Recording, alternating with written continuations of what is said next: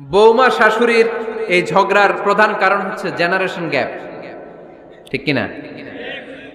শাশুড়ি এক জেনারেশনের আর বৌমা আরেক জেনারেশনের। শাশুড়ি ভাবে একরকম, বৌমা ভাবে আরেক রকম। শাশুড়ি চায় বউর উপর খবরদারি করতে, বউ চায় শাশুড়ির উপর খবরদারি করতে। এই ডমিনেটিং এর কারণে কিলাকিলি আছে না নাই? আহা, এটা ঠিক না। আমার শাশুড়ি মায়েরা যারা আছেন, প্রথমে শাশুড়ি দিয়ে শুরু করি। আমার মাইকের আওয়াজ যে ঘরগুলাতে যায়, আমার শাশুড়ি মাদেরকে বলবো, বউদের উপর অত্যাচার করবেন না। ছেলেরে প্রশ্ন করে, তোর কাছে তোর বউ বড় না আমি বড়? আছে না নাই? এটা একটা প্রশ্ন হইল। তোর বউ বড় না আমি বড়? দুইজনেই বড়। তো এক ছেলে সুন্দর উত্তর দিছে, আমার কাছে ভালো লাগছে উত্তরটা শুনে। এক মা প্রশ্ন করছে, তোর এতদিন আমি লালন পালন করে বড় করলাম, জীবন যৌবন তোর জন্য শেষ করলাম, আজকে বউ পাইয়া বউ তোর আপন হয়ে গেল? এবার ছেলে উত্তর দিছে, মা, আমার মুখ থেকে মা ডাক শোনার জন্য তুমি কি কষ্টটাই না করছো জীবনে। 10 মাস আমারে পেটে ধারণ করলা, খাইতে পারো নাই, বমি করছো, খালি ওষুধ খাইছো, তোমার পেট কেটে আমারে বের করা হয়েছে, 2 বছর আমারে দুধ খাওয়াইছো, পেশাব পায়খানা পরিষ্কার করেছো। বয়স যখন 3-4 তখন তোমার আমি মা ডাকছি, এই মা ডাকটা শোনার জন্য তুমি এত কষ্ট করছো। আর আরেকবারের মাইয়া এই ঘরে আইসাই তোমার মা ডাকা শুরু করছে। যেই মেয়েটা তোমারে মা ডাকে সে আমার আপন হবে না কেন মা? ঠিক কিনা? এই মা ডাক শোনার জন্য তুমি এত কষ্ট করলা, আমার লালন পালন করলা, 10 মাস পেটে ধরলা, পেশাব পায়খানা পরিষ্কার করলা, এরপরে মা ডাক শুনতে পারছো। আর আরেকবারের মেয়ে জানা নাই চিনা নাই এসেই তোমার ডাকা শুরু করছে মা। তো যে আমার মারে মা ডাকে তার স্থান তো আমার কলিজায়, ঠিক কিনা? শাশুড়ি আম্মারা যারা আছেন, প্লিজ বৌমাদেরকে কষ্ট দিয়েন না। অনেক শাশুড়ি আছে পান থেকে চুন খসলে রেগে যায়, পদে পদে স্ত্রীর ভুল ধরে, বউয়ের ভুল ধরে, আছে না নাই? এটা করবেন না। সে তো নতুন, আপনার অনেক এক্সপিরিয়েন্স হতে তার সময় লাগবে, তাকে সময় দিন, তাকে ভালোবাসুন, ঠিক কিনা? না বুঝে সামান্যতে বৌমারে বদদোয়া দেয়, এরকম আছে না নাই? কিন্তু বুঝতে চায় না, বৌমারে যদি বদদোয়া দেয় তাহলে তার নিজ ছেলের পরিবারের ক্ষতি। পেটে ধরা যে ছেলে, ছেলের পরিবারের কিন্তু ক্ষতি, তার আপন নাতি নাতনিদেরই ক্ষতি। আওয়াজ করে বলেন ঠিক কিনা? বৌমাকে বদদোয়া দিয়েন না। বৌমাকে নিজের মেয়ের মতো দেখবেন। সমাধান আমি দিচ্ছি। কেমন দেখতে হবে? নিজের মেয়ের মতো। নিজের মেয়ে সকালে ঘুম থেকে ওঠে 11টা, ওইটা সমস্যা নাই। বৌমা কেন উঠলো না, ওইখানেই ঝামেলা, আছে না নাই? মেহেরবানি করে আপনার বৌমাকে আপনার নিজের মেয়ের মতো দেখেন। নিজের মেয়েরে যেমনি আদর করেন তাকেও অমনি আদর করেন। আপনার বৌমারে যদি আপনি কষ্ট দেন, মনে রাখবেন আপনার নিজের মেয়েটাও আরেকবারের বউ হয়ে কয়েকদিন পরে যাবে।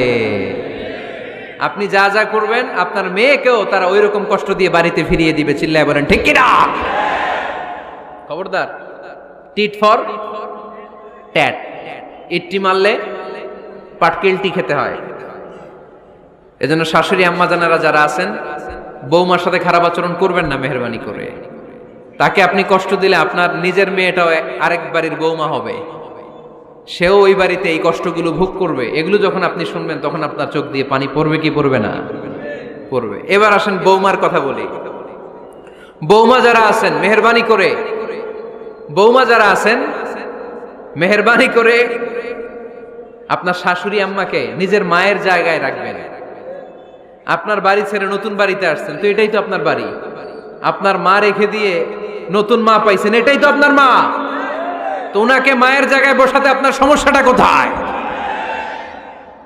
বৌমারা খেয়াল রাখবেন, আপনি আপনার শাশুড়ির সাথে যে আচরণটা করতেছেন, আপনার শেষ বয়সে আপনার ছেলের বিয়ে দেওয়ার পরে যে বৌমাটা আসবে ওই আচরণই আপনাকে ফিরিয়ে দিবে। The nature has its own return. প্রকৃতির একটা মাইর আছে, এটা শেষ মাইর, এটা শেষ খেলা।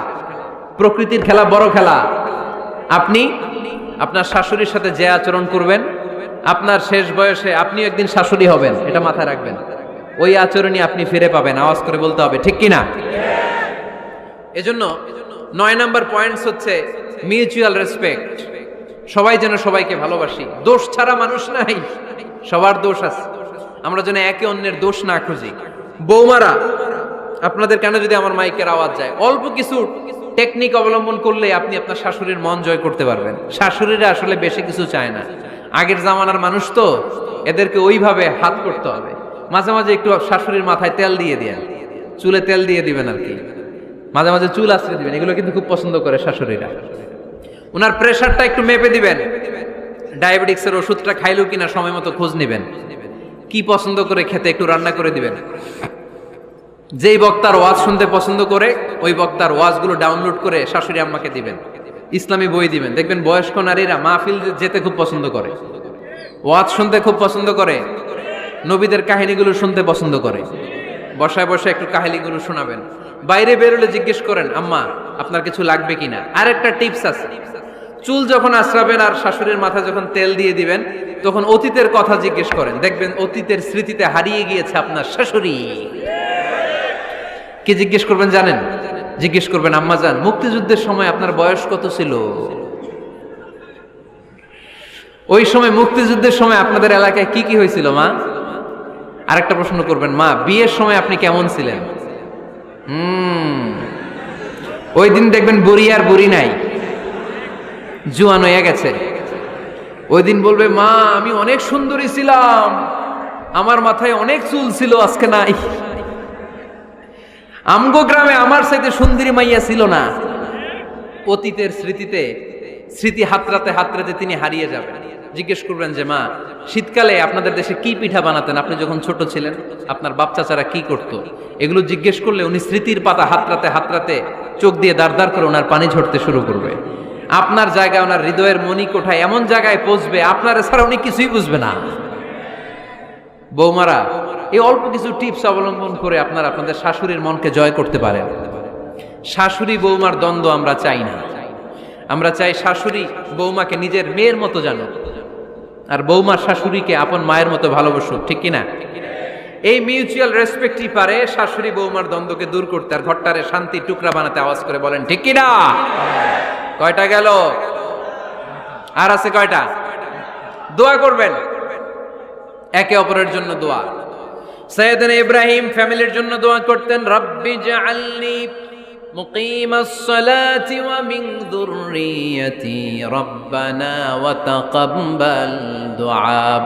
ও আল্লাহ, আপনি আমার নামাজ কায়েমকারী বানান, আমার কলিজার টুকরা সন্তান ইসমাইলকেও নামাজ কায়েমকারী বানান, আমার দোয়াটা আপনার দরবারে আপনি কবুল করে নেন। সুবহানাল্লাহ পড়েন।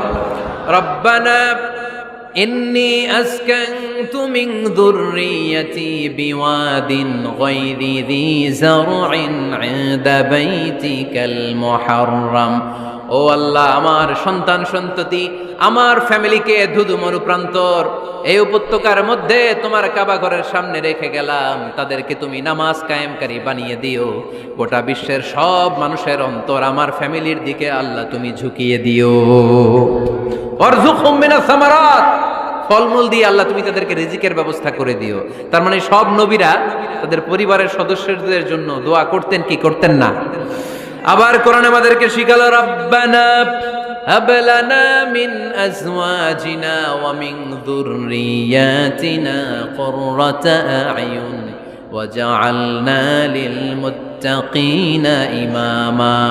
ও আল্লাহ, এমন নেককার সন্তান, এমন নেককার স্ত্রী আপনি আমাকে দান করেন যাদের দিকে তাকালে আমার চোখ দুইটা ঠান্ডা হয়ে যায়।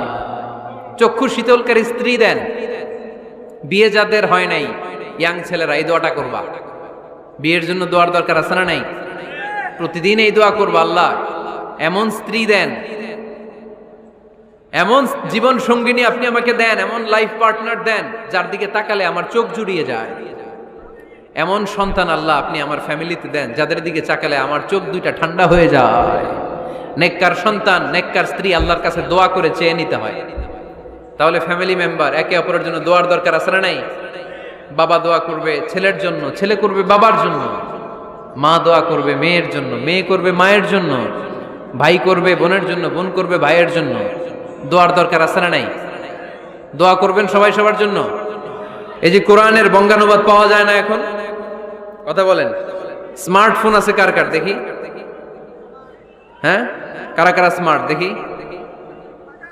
হাজার হাজার স্মার্ট, মাশাআল্লাহ। এই স্মার্টফোনের ভেতরে আল কোরআন নামে বাংলায় কোরআনের একটা অ্যাপস পাওয়া যায়। কথা বলেন, পাওয়া যায় কি যায় না? আজকে থেকে এই অ্যাপসটা ডাউনলোড করে প্রতিদিন 1 আয়াত 2 আয়াত 3 আয়াত করে পড়া শুরু করে দেন। বাঁচতে হলে পড়তে হবে, বাঁচতে হলে জানতে হবে, ঠিক কি না? এই স্লোগান আমাদেরকে শিখায়। এই স্লোগান তো আল্লাহ, এই স্লোগান দিয়েই তো আল্লাহ কোরআন শুরু করছে, ইকরা বিসমি রাব্বিকাল্লাযী খালাক। বাঁচতে হলে জানতে হবে, বাঁচতে হলে পড়তে হবে, পড়ার কোনো বিকল্প নাই। আওয়াজ করে বলেন ঠিক কি না? সুজানগরের ভাইয়েরা, মোবাইলের অ্যাপসের ভিতরে আমরা কোরআন রাখতে রাজি আছি তো সবাই? হাদিসের অ্যাপস ডাউনলোড করতে রাজি আছি তো? বাস রাজি আছি, ডাউনলোড করে রাইখা দেবো, আর কেউ পড়বো না নাকি? হ্যাঁ, প্রতিদিন একটা আয়াত হলেও যেন আমরা পড়ি। আল্লাহ যা বলা দরকার সব বলে দিয়ে গেছে, নতুন করে আর কিছু বলবে না। আমরা যেন পড়াশোনা করি, আমরা যেন একটা পাঠাগার বানাই। আবারও কখনো আসার সুযোগ হইলে আমি জিজ্ঞেস করবো, যদি আমার মনে থাকে যে আপনাদের পাঠাগার আছে কার কার ঘরে, সেদিন সবার হাত তুলতে হবে। এমনি পারা যাবে তো? আল্লাহ তুমি তৌফিক দাও।